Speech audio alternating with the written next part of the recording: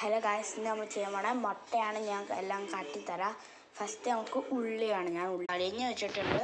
ഇനി നമുക്ക് അതൊന്ന് കുനുകുന അരിഞ്ഞിട്ട് ഗായ്സ് നമ്മൾ കുനുകുനാന്ന് അരിഞ്ഞിട്ടുണ്ട്. ഇനി നമുക്ക് മുട്ടയിട്ട് നമ്മൾ മിക്സൊക്കെ ചെയ്ത് ഉപ്പൊക്കെ ഇട്ടു.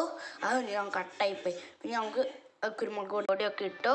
നമുക്ക് മുളക് ഇടണം. മുളക് മിക്സറിൽ ഇരുന്നുകൊണ്ടായിട്ട് ഇങ്ങനെ നമുക്ക് കുനുകുനാന്ന് അരിഞ്ഞിട്ടുണ്ട്.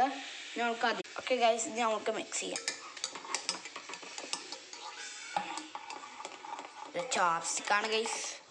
എങ്ങനെയുണ്ട്?